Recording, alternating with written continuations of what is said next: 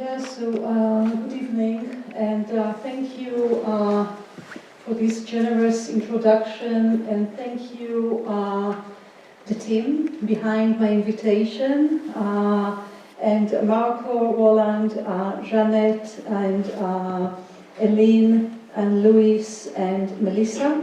I'm really delighted to be here, and I'm delighted to have the opportunity to speak about my book that just came out in November.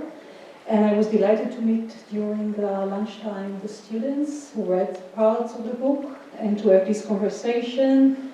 The book is new for me as something that exists out there. And it's exciting for me to see how people respond to it and to see how myself I respond to it. So once I finish the book, on which I worked for 10 years, Potential History, Unlearning, Imperialism, I wanted to think and to ask myself, what did I exactly do in this book? Once it was there, it was easier to think about it as, as a whole. And what I'm going to present tonight is some of these reflections on the book, with the book, and sharing with you some of, I would say, my practical engagement with thinking, because I'm not only writing, I'm doing other stuff. So you will see slowly, I think, tonight, through my presentation, how do I work in order to think. So let me start.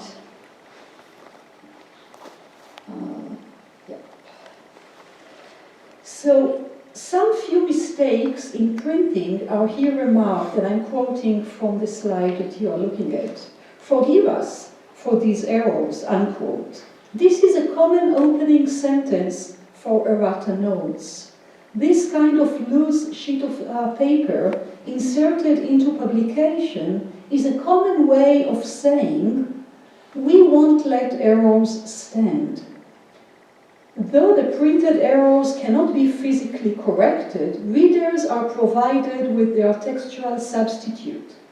Publishers and authors use the opportunity to separate the errors from what must otherwise be flawless research and scholarship.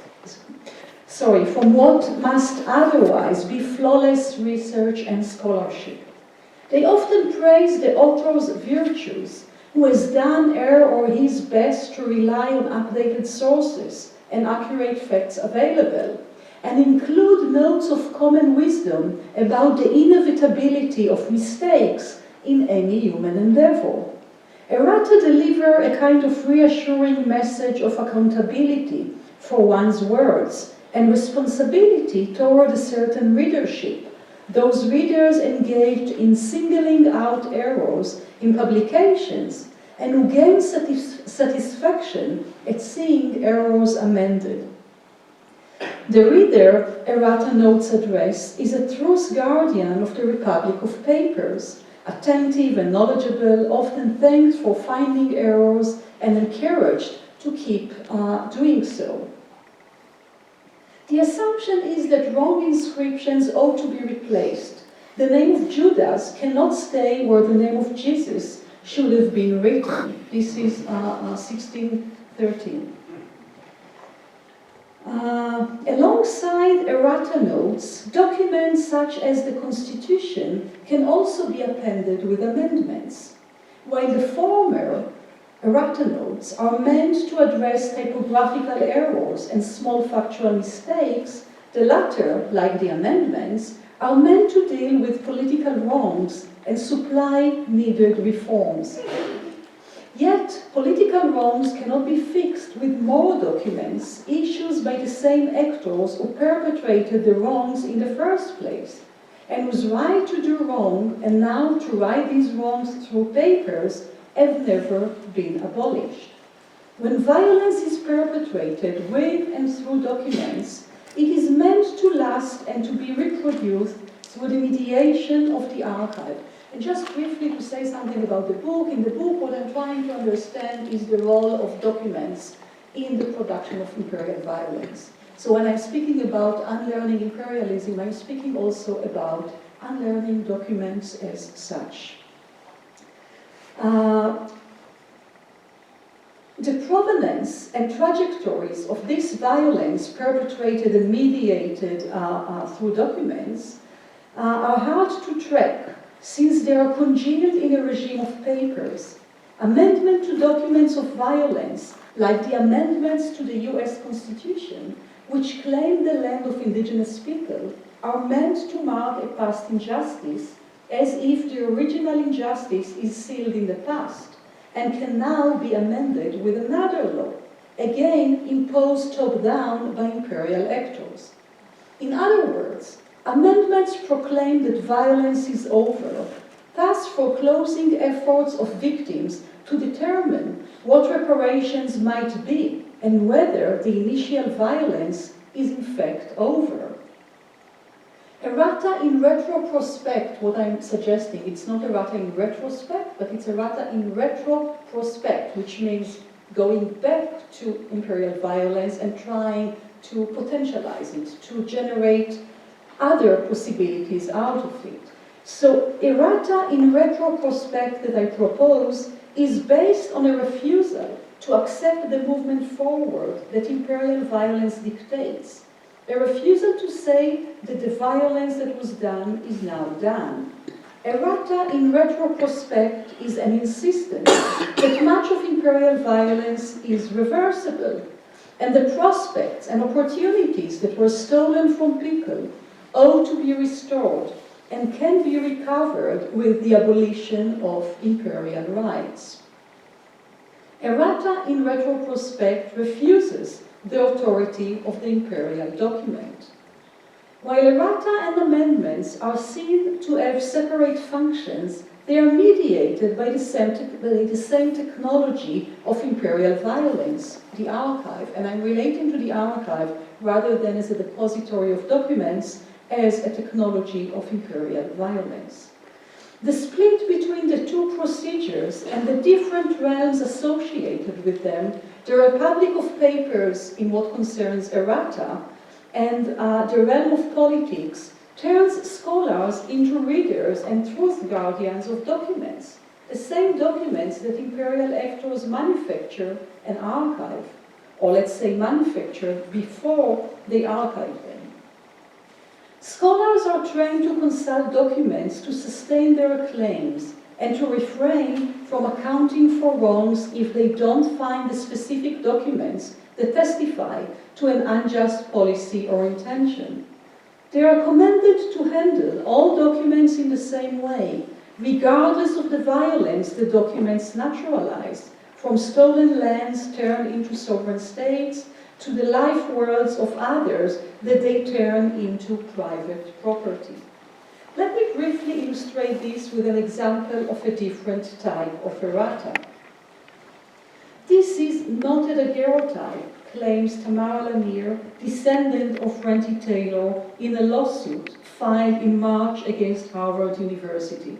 So here you see Tamara Lanier. She is descendant of the person that you see here in this daguerreotype that circulated for since the 70s. It is owned today by Harvard University, and Tamara Lanier, who tracked down herself as a descendant of Ranty Taylor, claimed the restitution of this photograph, of this daguerreotype. And actually what I'm trying to argue is that by saying this is my great-great-grandfather, she's saying this is not a daguerreotype to be owned by Harvard. Holding the photograph of her great-great-grandfather in her hands, Lanier shows the camera where he belongs, with his family. Her list of errata does not end here. Ranty Taylor's photograph was not taken from him as the common way to describe what we do with photography, to take photographs, but it was seized from him, as Lanier lawsuits indicate. This is important because a lawsuit rests on the idea that imperial violence is perpetuated as long as the imperial right to seize and hold what was seized is not abolished.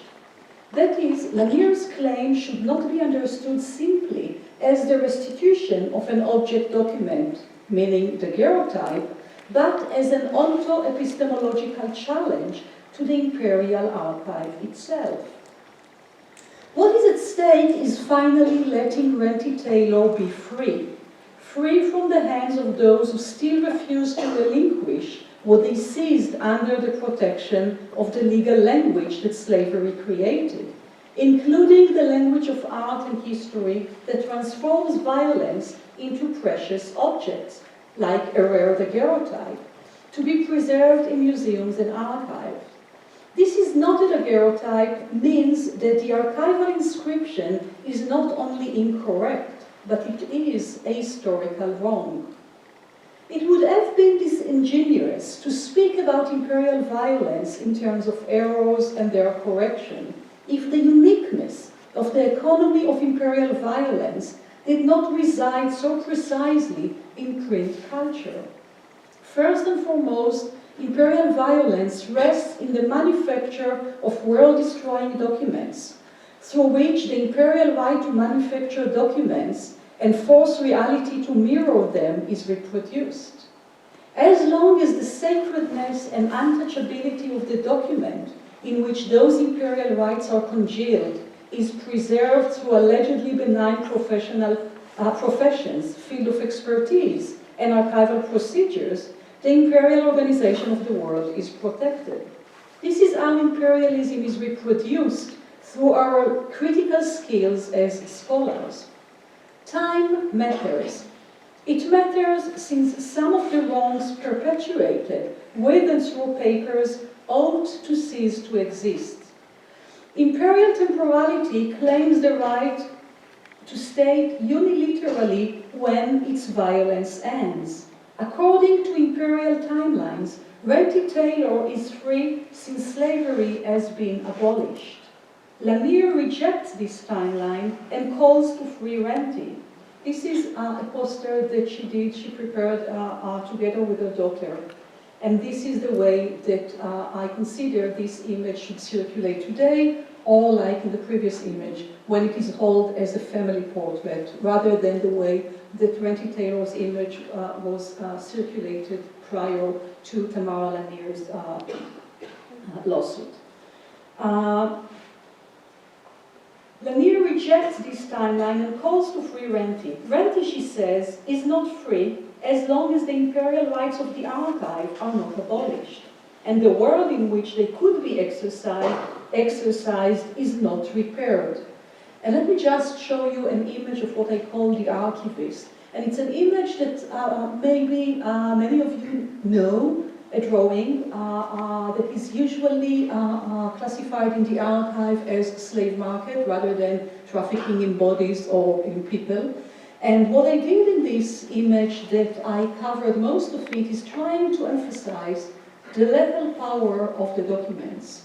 So what you see here are the way that the documents decide, like verdict, that a person will be a slave, or the way that this kind of terminology, imperial terminology, like slave auction, is being naturalized through the presence of paper. So this is the archivist, rather than what we have in mind when we think about the archivist as the scholar or as the guy who classifies documents in the archive, as a tedious aunt who is doing really a very benign work of scholarship. So what I'm trying to do in the book is to think about the archivist not only as the one who classifies documents, but to relate it to those who are manufacturing these documents, and then we are being asked to go to the archive to read as if these are not weapons, as if these are not devices of violence. So this is an image of the archivist. The proliferation of documents involved in slavery illustrate not only that a document could testify that a person was a slave, like you see here, but that others had the right to manufacture documents of enslavement, documents of manumission, and emancipation. Documents were and still are power over others. In this sense, Du Bois' account in the Black Reconstruction of the general strike of enslaved people that forced the Civil War to abolish slavery is the ultimate errata, because not only slaves freed themselves by running away, the general strike abolished papers altogether because they were not freed neither through the Emancipation Proclamation or amendment or the manumission documents. They wanted to stop the economy of plantation system, right, Du Bois, and to do that, they left the plantations, unquote. So let me just very briefly show you an image that can let us understand visually something about the general strike. So what we have by Timothy O'Sullivan, who took several photographs in areas where enslaved freed themselves, we have an image that doesn't testify to the mass general strike. So what I could do is maybe just starting to multiply it, only that we will have this notion of the general strike. With this phrase that Lanier inscribed on the image of Renty Taylor, bound by Harvard 169 years, free Renty, she claims that Harvard continues to hold Taylor as its property and that the university hides behind the neutral language of museums, archives, and academia that themselves constituted slavery. Harvard's seizure and archiving hamper the completion of the project of freedom. Tamara Lanier's lawsuit is the practice of errata in retrospect. Errata in retrospect is not about tearing papers to pieces or smashing museums' vitrines. It is about refusing to recognize the world-destroying categories that masquerade as neutral forms of scholarship. It is in retrospect since it rejects one of the major imperial premises, the right to destroy people's worlds, extract their objects and preserve them as precious documents, art objects, or historical artifacts that become imperial institutions' property and area of expertise. Errata in retrospect cannot stop at a new interpretation of documents. Rather, it attempts to transform the structure of rights beyond what is written. It questions the document itself. Imagine errata in retrospect as a form of going on strike. Imagine ceasing to be the respectable operators of the technology that keeps imperial archives in place and refusing its temporal, spatial, and political commands. An unruly errata that rejects the rules of the game, that is, the truth claim of imperial categories. Let me offer you an erratum. What would it mean to claim that this is not the state of Israel as it is written here, and instead that this is Palestine? Not Palestine to come, but Palestine is always already there, and onto epistemological transformation of imperial realities. Errata in retrospect is a living formation under siege by imperial claims. This document proclaimed the reality, the creation of the State of Israel. When it was proclaimed, this reality has already been manufactured through the expulsion of 250,000 Palestinians from their homes, the robbery of their lands, and the destruction of life world of which they were a part. The expulsion of an additional 500,000 Palestinians during 1949 was facilitated by this document, followed by international recognition of Israel's sovereign state. Imperial documents were invented to legalize expropriation and deny the dispossessed their rights, which had been previously inscribed in worldly formations of people, objects, landscape, memories, and stories. I will not have time to dwell on it, but the argument behind it, mainly in the chapter on plunder of art and human rights in the book, is that system of rights were not always reduced to documents, as we were trained to believe. System of rights were inscribed in objects, were inscribed in habits, were inscribed in the built environment, in memories, and more. Documents of this kind that I show you here have a name. This one is called the Declaration of Independence of the State of Israel. It is, however, the document through which Palestine was proclaimed non-existent. As I have said, and many have remarked, documents don't simply record existing relations. Instead, imperialism works through them. Further to, alongside the primitive accumulation of existing resources, such as lands and artifacts, imperialism generated a visual and textual wealth that makes document-based scholarship, regardless of its content, part of an imperial technology of violence. The invention of documents prompted the invention of different types of scholars and experts, historians, museum curators, artists, archivists. These scholars are expected to relate to documents as neutral, as archives, while they are commended to inhabit the temporal and spatial lines that documents draw and respect them with utter factuality. Transgression of the document itself is intolerable. Who would say that after 1948 this place called Israel is still Palestine? Interpretations, however, can proliferate. Offering alternate interpretations work to maintain the inviolability of the document, thus made original. Historians are free to interpret documents and write different histories out of these documents as long as they recognize the temporal, when, the spatial, where, and the political, who. All these are markers of the manufactured realities. So maybe some of you are familiar with this image. This is the image of the Declaration of the State of Israel. And as you can see, I redacted it in a way to leave you with the document in the hand of the man who was nominated himself to be the head of the new state that erased the previous political configuration in Palestine. To offer errata and retrospect is to practice potential history. Potential history in this case is the rejection of Israel as an object of research and the assertion that Palestine exists exactly when and where it was said to have disappeared, and not only in these two areas called the West Bank and Gaza. In this sense, the Great March of Return of Palestinians did not start in March 2018, when Palestinians are being already perceived as threatening the sovereignty of the State of Israel.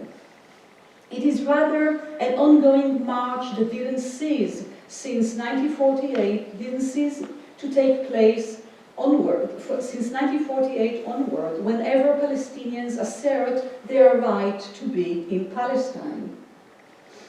When these men proclaimed the creation of the State of Israel by signing this document, the expulsion of hundreds of thousands of Palestinians was also ensured, in order to bring into reality what was inscribed in the document. Enabled by the international legal language and documents, this possession could be pursued in front of organizations such as International Red Cross or the UN, or reassure the world that deportation is repatriation, and it was proceeding legally according to the accepted documents. The image of this Palestinian man that you can see here in the center was taken during one of these deportation operations. His image is still filed in the archive as one of a prisoner of war. In 2009, I asked the International Committee of the Red Cross Archive to show this image in an exhibition, the photograph, based on which I traced this image. The answer was unequivocal. I could show it only with its original caption. I was not allowed to add any line to the image. I declined.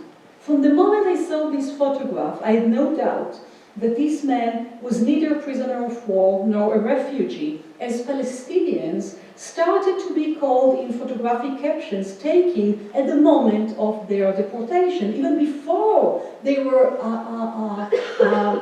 evacuated behind a border that not always existed. Each of you can go to this archive in Geneva and view this image with their caption, if you like. But I am not allowed to show it to you. So I traced it. I am not an artist, and this is not a drawing. This is what I call an unshowable photograph, because this is a photograph that I am not allowed to show you, so it is an unshowable photograph that I use as a placeholder as long as the photograph continues to be held in the ICRC archive under this caption, prisoner of war. And here you can see prisonnier de guerre. Refusing to, and I got the images in thumbnails when I started to work on it, but when I asked for the high res, this is the moment of refusal. Refusing, on my part, to recognize people in the categories provided through archival violence and preserved through the archives through archival document. This is part of what Errata should yield. This is the practice of potential history. But as you can see in this document, the state also practiced Errata. So this is a birth certificate from the British mandate in Palestine, government of Palestine, meaning the British mandate. And here you can see, this is from September of 48, you can see the state, one of the state, archivists, erasing government of Palestine, and here you don't have to read Hebrew, but you can assume that what is written is Medinat Israel, the state of Israel.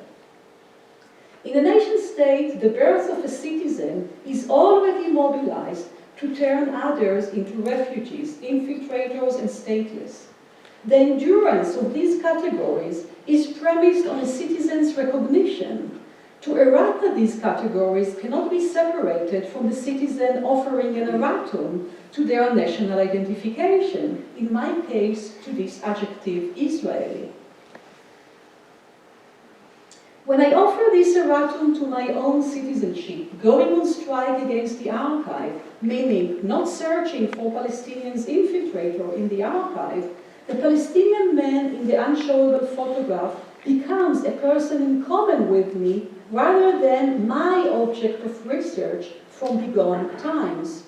To do so meant I also had to question my identity as a scholar that is shaped through the commitment to newness, with quotation mark, new interpretation, groundbreaking work, etc. An approach that would have turned him into an object that preceded me and foreclosed his claim to stay put in his homeland. These two configurations of identity, the national and the professional, are not only related, they are fused in a disturbing way that often undermines and betrays scholars' nuanced consideration of their positionality. Since I left Palestine 7 years ago, when I'm invited to present my work in academic venues or am interviewed, I'm often surprised to see this fused identity preceding my name, the Israeli scholar, with quotation mark.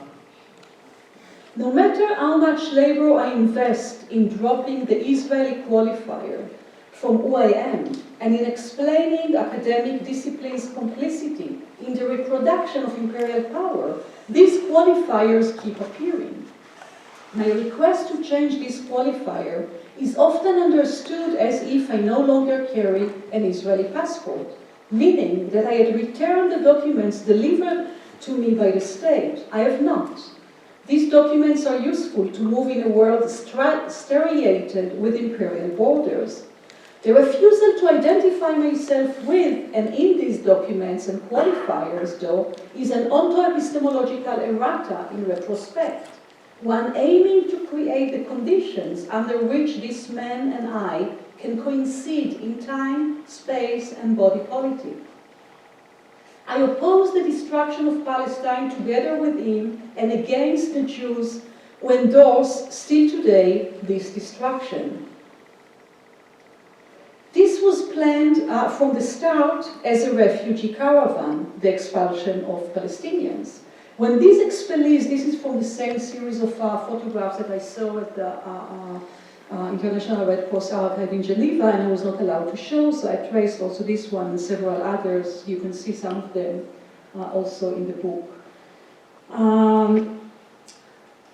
When these expellees are on the move, as you can see them in this image, the violence of substituting the old, which means Palestine, with the new, Israel, is less perceptible, and we are expected to recognize in such images embodiments of the category of refugee, as if Palestinians were always refugee, and we're speaking about 48.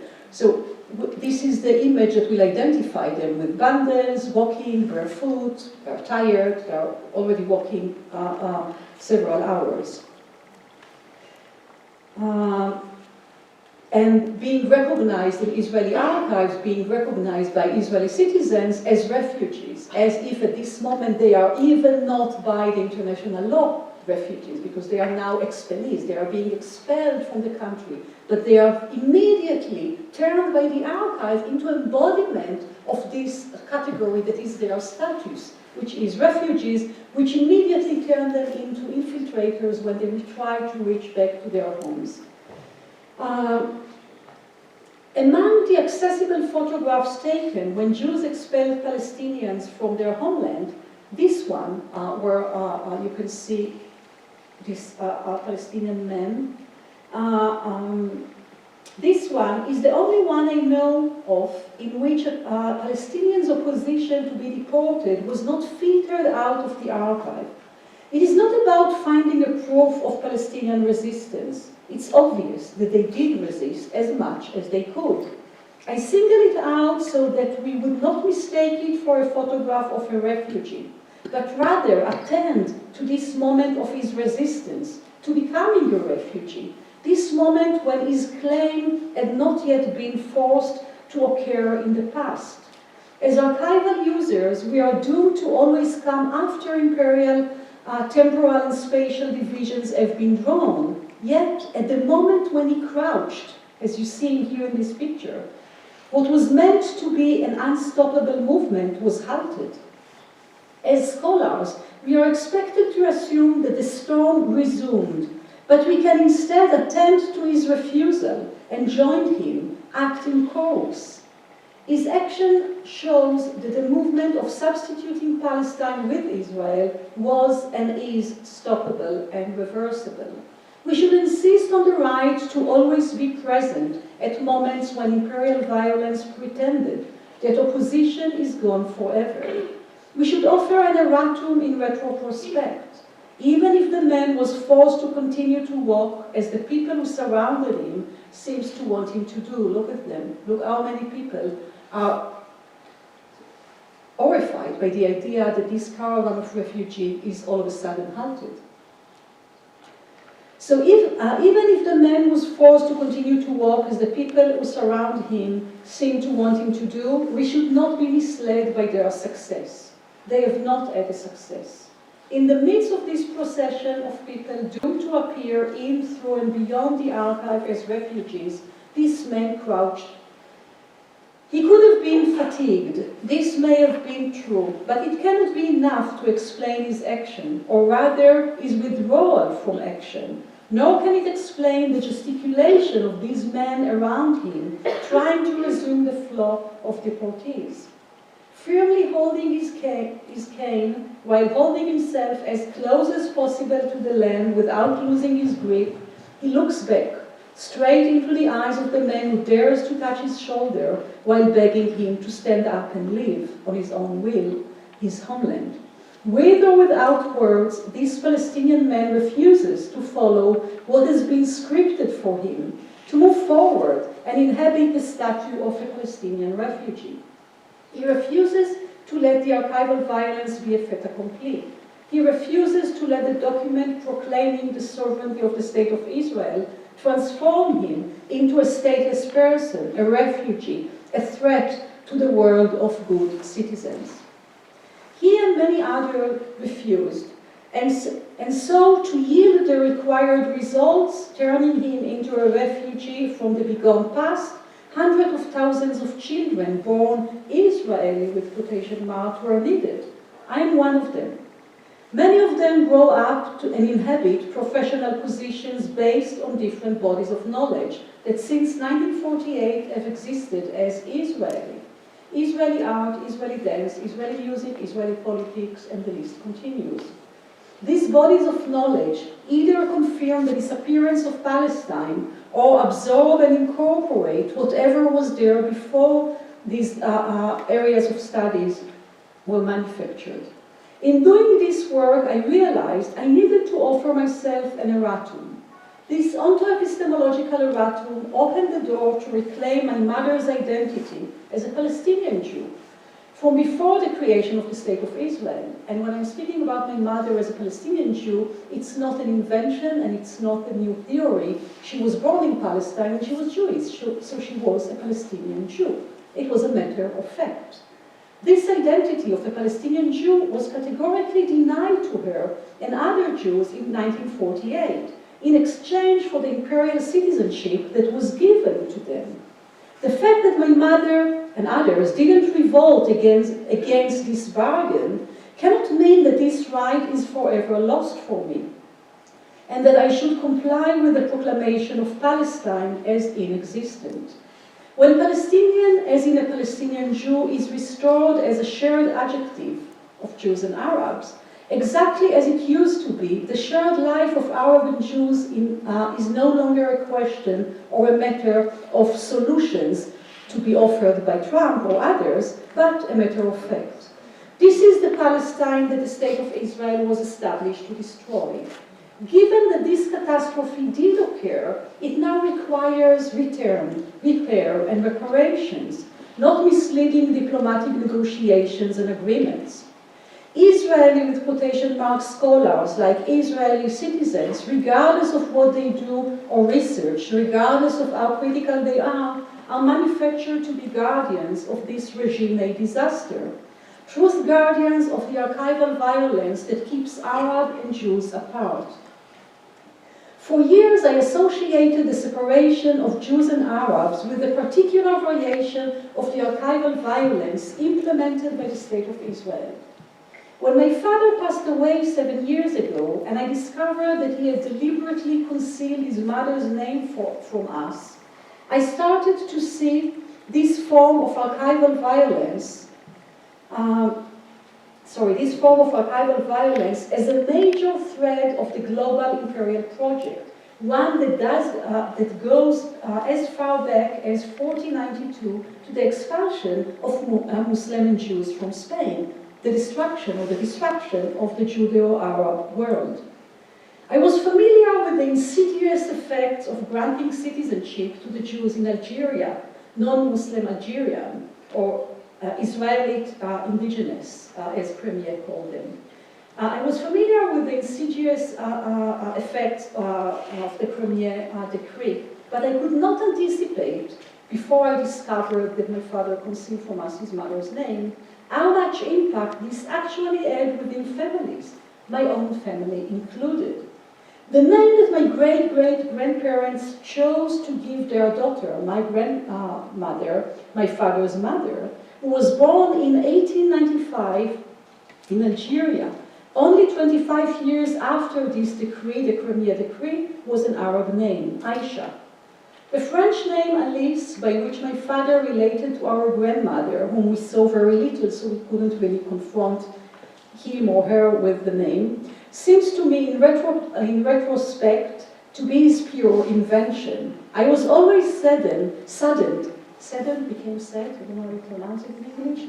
I was always saddened by the fact that my father interiorized the colonial gaze and I aspired to be a colonial figure himself, a French citizen.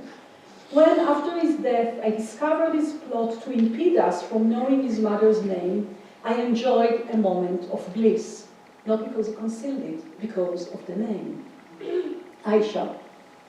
His parents' and grandparents' resistance to become good citizens of empire emerged more strongly than his self-deception, believing himself to be French, and was passed to me through this concealed name.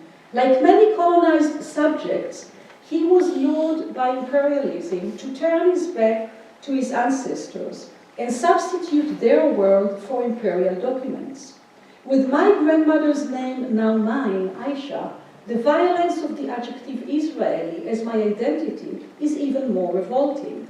Reconstructing it as my family's Judeo-Arab legacy is yet another way to refuse to inhabit this imperial weapon called Israeli scholar with quotation mark, and to partake in the collective attempt to bury my companion's claim from June 1948 as his history, as Palestinians' history. The onto-epistemological project of Errata is the necessary work of repair and return, necessary in order to attend to the wrongs inscribed in this world and whose repair cannot be fixed with more documents. Thank you.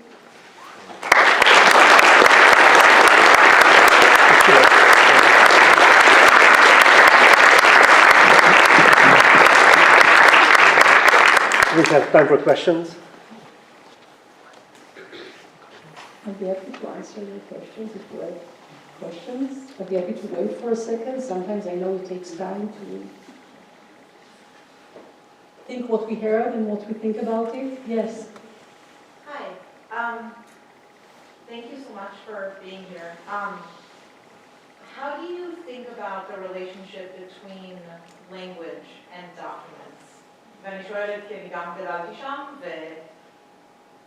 וגם יש לי בעיות עם המילה הישראלית, אבל אני משתמשת בה, וזה משונה נורא, ואני מנסה לחשוב על זה, ולימדתי הרבה. אז תודה.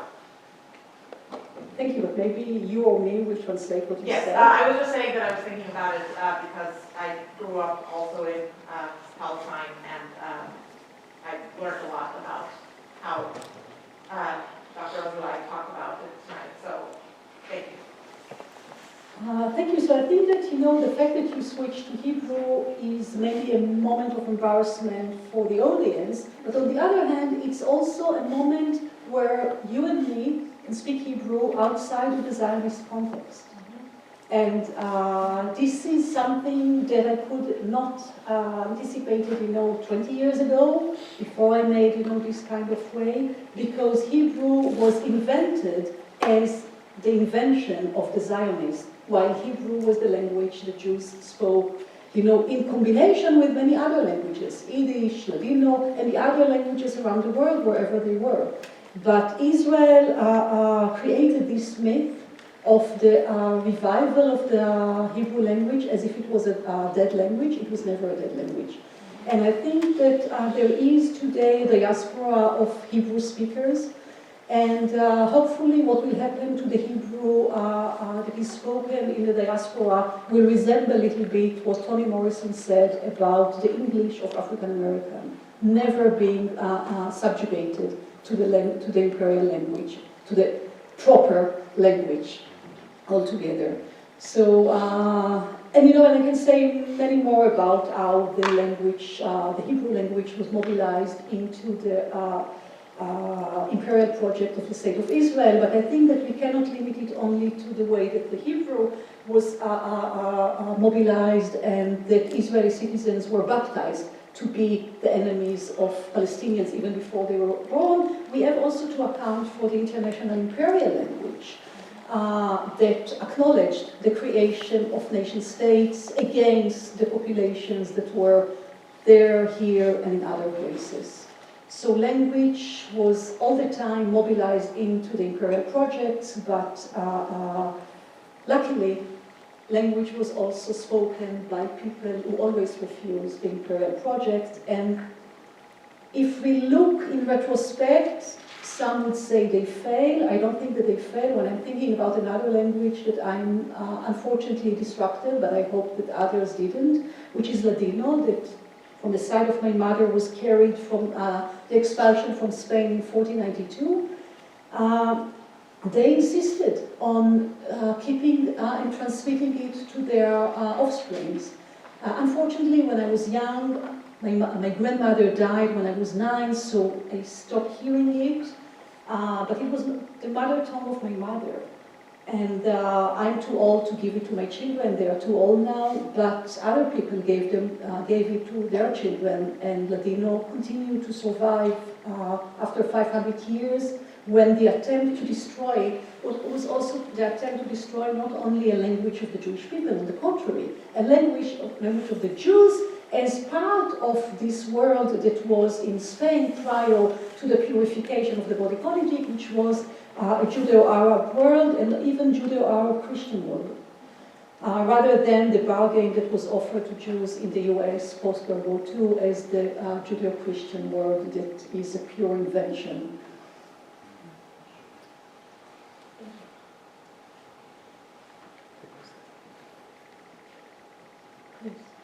I'm wondering, have you considered like the future of the archive, especially in this kind of technological dystopian world that we're kind of creating? Technological, sorry?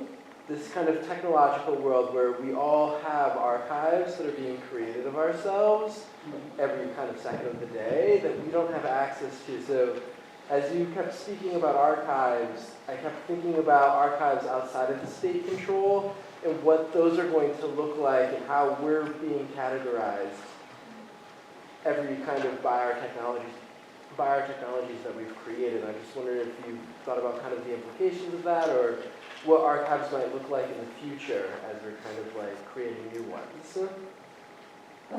I cannot speak about the future. I can just hope that, people will continue to resist the manipulation of those archives that you refer to by the state and imperial corporations. Because as we know, we create those archives, but we don't hold them. They are being held by corporations.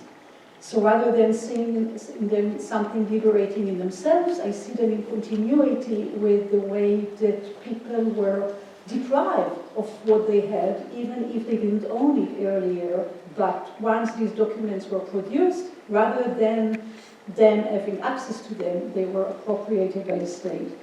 So rather than thinking also, this is another aspect of the answer that I can give to your question, rather than thinking about a break between the, let's say, analogical archives or paper-based archives and technological or virtual archives, I would like to place dividing lines elsewhere than where we are being lured to see them. And with technology, we are being lured, I think, we are being deceived to see progress and to account for progress.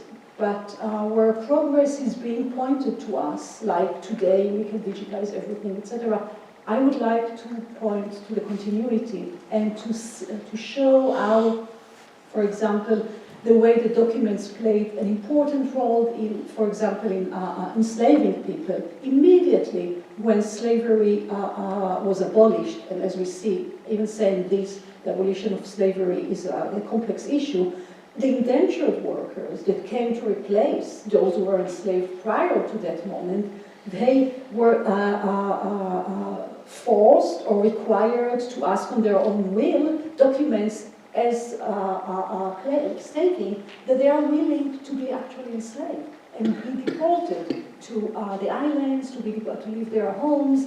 And we're speaking about children, we're speaking about families that didn't have other choices, but they signed those documents on their own will. So I'm interested in the way that the archive is not only about the objects that are being collected, the data that is being collected, but the archive is also a technology that forces people till today to be in the state of refugee, in the state of asylum seekers, in the state of indentured workers, illegal, undocumented. And in this sense, I don't want to be deceived by progress, that we have a better technology today to digitize more documents, or to be lured by the idea that libraries are now giving free to the public what they digitize. But from where does it come, what they digitize? It is much of it is based on plunder. So rather than thinking about progress and future, I would like to continue to challenge what we are talking about when we are talking about the archive.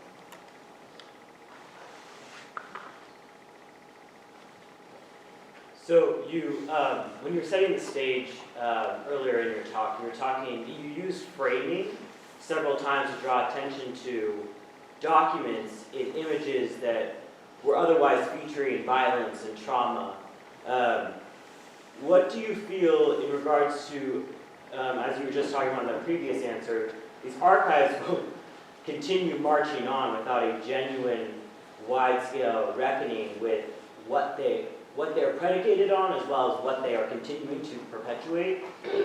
With the documents that we currently kind of praise and glorify, what role does framing have to take with trying to neuter those documents' power, the violence that they continue, or is that having to be? Is framing not enough to kind of say that this is that this no longer, what is featured in this is no longer powerful? Framing is not enough, but it doesn't mean that it's not necessary to do it. I think that when we speak about images, for example, from slavery that I've just shown, I think that it is important to reframe many of the images rather than looking at the violence inscribed in the bodies of people who are the target of this violence. It is important to foreground the machinery of violence, because we have to understand how imperial rights were inherited from those who exercised this violence. So rather than perpetually look at them as images of slavery, and when we say slavery, we actually say slaves rather than enslavers, the question is how you turn the perspective, how you reframe the images, crop them, intervene in them. What you saw in many of the images that I showed you is my attempt to crop them, to trace them when I'm not allowed to show them, to cover part of them in order to show you some other information that are otherwise not being immediately perceived in them, which is a practice of not respecting the authority of the document, while nonetheless insisting that this is part of the scholarship that we have to produce, which is committed not to the document as a neutral source, but to reparations, return, and making maybe a better world, a non-imperial world, participating in making a different world. So to your question, this is not enough, but this is nonetheless necessary. And I think that when we look at the tension between the Emancipation Proclamation or the amendments and the general strike as it is described by Du Bois, I think that general strike is certainly what can help, but or general strike or other strikes. I think that considering the power that we have in non-acting is something that we are deceived not to appreciate, because we are all the time expected to produce rather than to repair what was produced. Yes. My question goes, I'm an historian, and I mean, historians have debated kind of their own complicity in kind of interior projects, meta-narratives, at least the linguistic turn, right, into the 80s, even before that. So you seem to kind of indicate that they're still not doing enough. That so maybe you could elaborate a little bit on that, because I mean, I don't recognize myself in the description of kind of seeing the documents as neutral or admirable, because that's never how I approach a document, right? It's always to kind of, you know, to question everything in the document, from the language to how who's produced for. So you seem to indicate that you're still not going far enough as historians, but I'd be interested in you maybe elaborate on that, because I feel like we've been having these debates in history for, you know, decades. Yeah, so I'm certainly not saying that now I'm telling you how it should be done. On the contrary, I think that many people are doing this work in many disciplines. But this doesn't say that the discipline of history is not one of the constitutive disciplines of imperial project, and one of the disciplines through which the imperial project is being reproduced and mediated. So the fact that you don't recognize yourself in this kind of practice doesn't mean that the discipline to which you are committed on very different levels that you can even maybe sometimes not think about, not you personally, but all of us. I offer myself, you know, as a kind of a self-reflection of me being, you know, implicated in so many things, and much work of unlearning it requires in order to understand. So yes, sure, historians offer many interpretations to the documents, but nonetheless, a historian cannot be part of a department if he doesn't respect, temporal lines. If you would start to relate to Israel as Palestine, this will not be assessed as good scholarship because you will be told that in 1948 the state of Israel replaced Palestine. If you will relate to this as Dakota land, or you will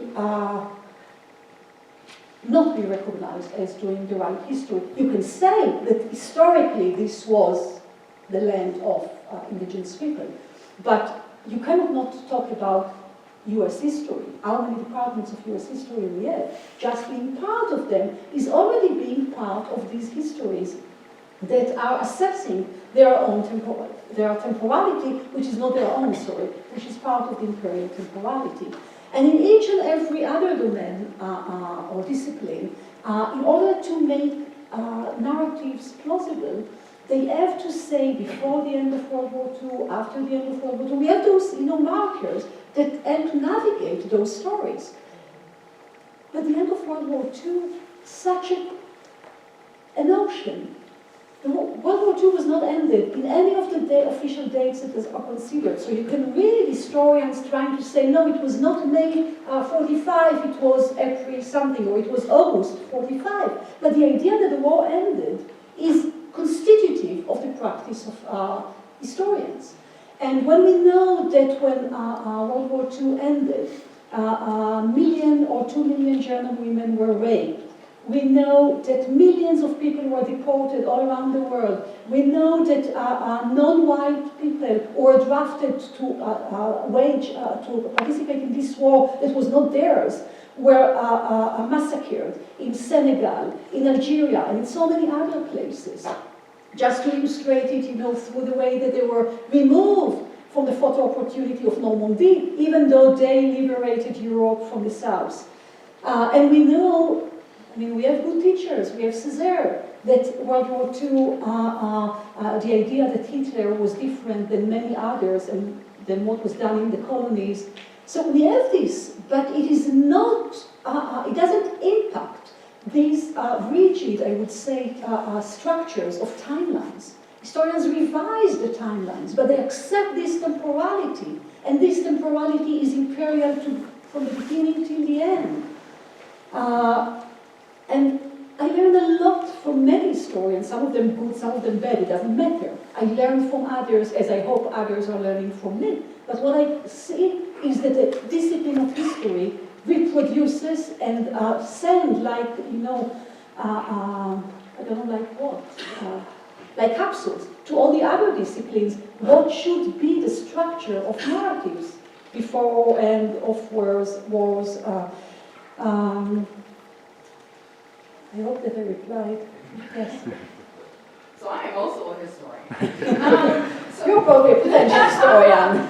No, but seriously, so what about histories that are not necessarily interested in the timeline, although it might be a timeline, but I'm thinking about people who, maybe I'll throw Rose a glyph, even though she does use a timeline, but she's more interested in how we use documents to tell the histories of enslaved women on and off the plantation. And for her, yes, the timeline is important, but she's trying to show some continuity, because she actually goes beyond Civil War to Reconstruction. And one of the arguments she says is that the ending of the Civil War is an artificial break, right? That if we understand this continuity of black women, enslaved black women's experiences on plantations as out of the house of bondage, then we realize there's really no rupture until they actually leave the plantation, right? And sometimes that's even years after Reconstruction, right? It's way into Jim Crow. And so I think for a lot of people who, particularly who were trained to do African American history or whatever we want to call it, like we were told always, right, that the archive is a liar, right? And that you have to figure out how to read between documents to look for the silences. As my colleague Dee Dee says, like, I'm writing about people who didn't leave records, but I'm not stupid. I know how to make that claim, and it should be a claim that I think most historians would say, you don't need to produce a document to tell me that this woman didn't like these doctors doing these types of things to her. We know that. That's just like, you're just going to do that, right? And so I think that at some point, we either say that kind of history is a Band-Aid history, or we need more of that kind of history that people are doing, where they're clearly saying, we understand that the archive lies. We understand that we're not in the archive, that the archive was not meant for us. But we're still going to try to tell the story because we think we need to know that.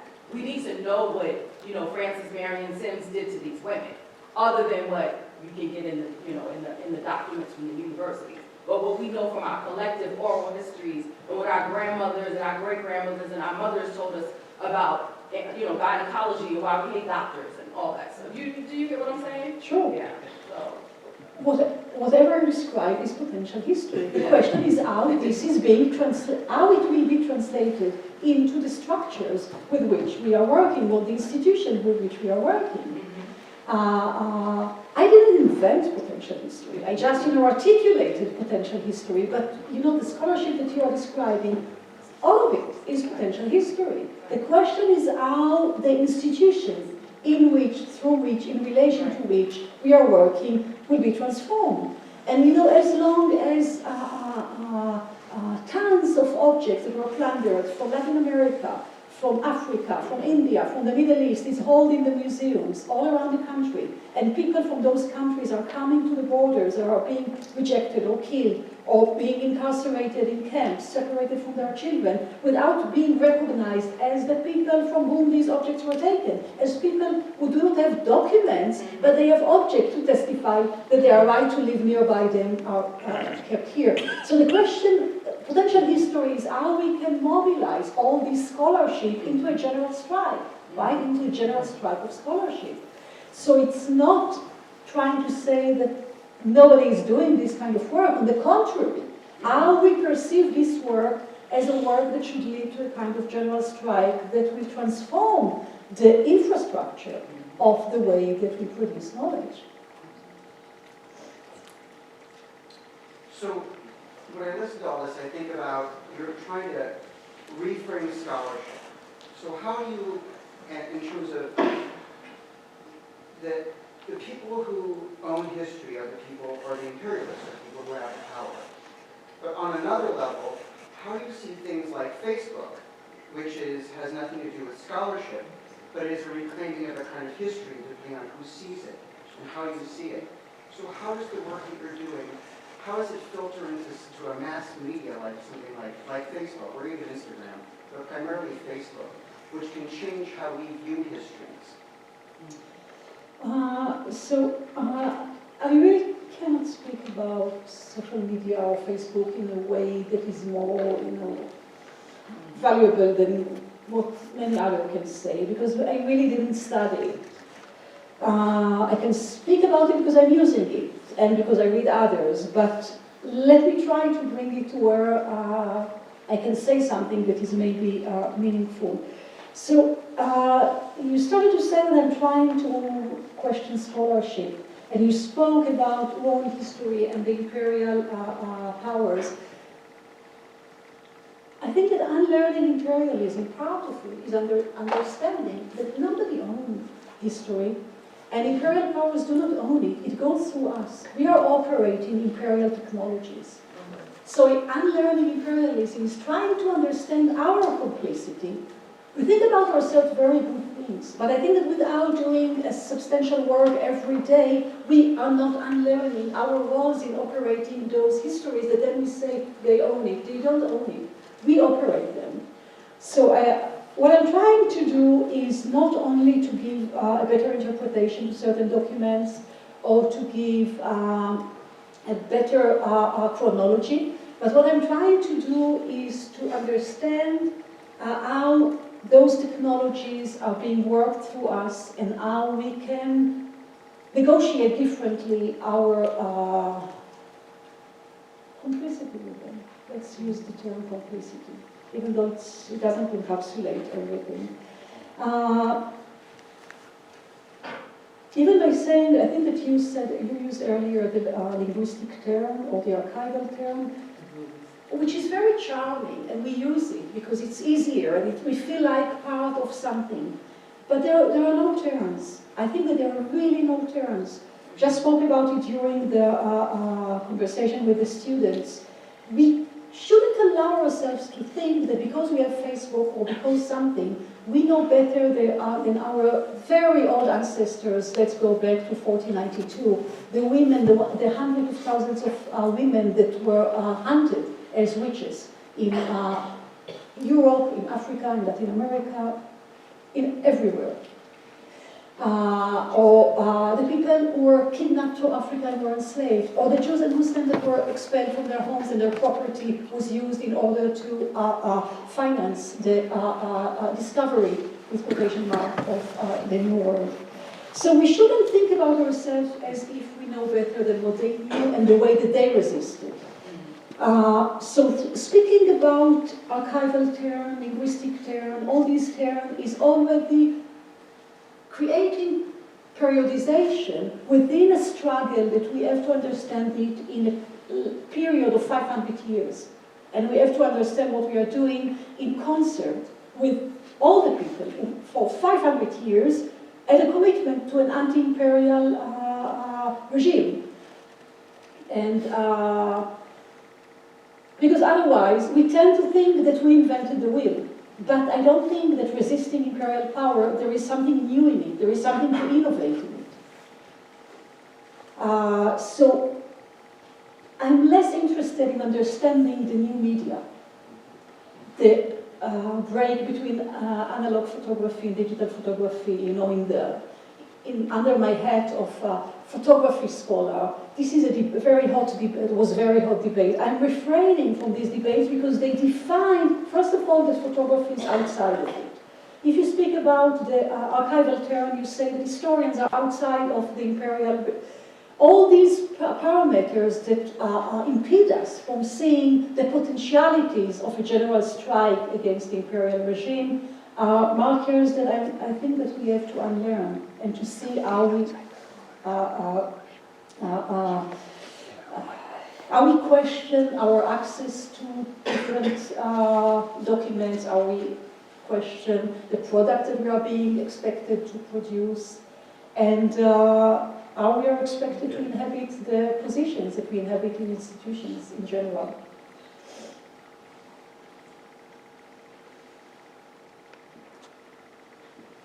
So maybe one more question, and then maybe I propose that after that maybe we continue the discussion outside the book standers. Go ahead, please. Okay, so I've been thinking about what you were saying about imperial temporality, and it made me reflect on how the imperial concept of time renders certain people on time, certain people late, like undeveloped, and that those kinds of narratives that are all tied to this imperial sense of time. And even like the doomsday clock, where that's supposed to, when it hits midnight, that's when the apocalypse happens. But apocalypse has happened towards indigenous people and people in the third world. And so anyway, I'm just thinking about how potential histories will reflect in the relationship that we have to people in different spatial and temporal locations, localities. So just thoughts. I don't know if you have any thoughts to continue that. Yeah, so I'll go back to an example that I dwelled on, which is the Palestinian who is being expelled from Palestine. So as a scholar, I'm expected to transform him, or even not to transform him, he's been given to me as my object of research. So the question is how I do not inhabit the position of someone who comes after him. How I do not accept his relegation into the past even before he crossed any border, which means to make of him a refugee even under the international language, he was made a refugee. So the question is how we refuse this position of afterward. this position of we came late. This is already related to the past. It relates to bygone times. Imperialism invented the past in order exactly to let us feel progressive and as if we have something new to say, while being complicit with making all the others not fitting our time. So the question is how to refuse to become a scholar of these Palestinians and other Palestinians. So several years ago, I decided not to go to the archive in order to study Palestinians. So it's a tiny movement of strike, it's not a general strike, but this was a decision that helped me to see beyond the imperial temporality. Because from that moment on, rather than advocating for the rights of Palestinians, I could see how we share the same time together in 1948, refusing the destruction of Palestine, which means reclaiming the possibility that Jews also, some of them, opposed to the destruction of their home. So when I'm speaking about undoing imperial temporality, it goes really very, very deep into different directions. It's not just reorganizing the timeline. It's transforming the relationship we have with what is considered to be our object. It transforms the way that we understand ourselves and our citizenship and our privileges and our debts and our imagination in connection to others. And it means that whatever we learned in the scholarship of others, we make it pertinent to the way that we approach our scholarship and not just a footnote. Because, you know, I think I mentioned Césaire earlier, I can mention Sylvia Wynter. Maybe nothing of what I'm saying is not different than what they said. And the bottom line, I'm not saying about, you know, it's fascinating to read my text. Okay, but the bottom line, maybe I'm not saying something different. This is exactly the commitment to this anti-imperialism and the understanding that in this matter, you don't have to say something new. In this sense, you have to understand that you're really working with others if your commitment is in the same place. So the imperial temporality or undoing imperial temporality is really different. I came to this image, but let's go to this one. Rather than, you know, speaking about the Great March of Return that is going on every day since March 2018, like speaking about, you know, the Palestinian term, like the linguistic term, etc.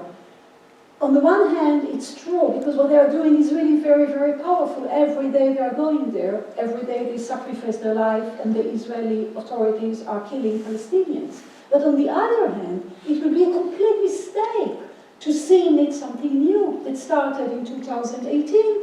When you look at this image that for me was one of the transformative images on which I worked several years ago, which is an image the day after the partition resolution was announced by the UN. You know, after they partitioned Africa, after they partitioned India, after they partitioned different other places, they wanted to partition Palestine. And Palestinians here, this is their last image seen as political subjects, rejecting the solution that is being given to them from international stages like the UN. Why I'm saying this is the last image? Because from the moment after, when the state of Israel will be declared, they will be perceived like this, a threat that should be killed, expelled, harassed, humiliated, etc., etc. So the question is how we make this image pertinent to this image in continuity, rather than as the history of this image. Thank you very much. So let's thank you for the talk.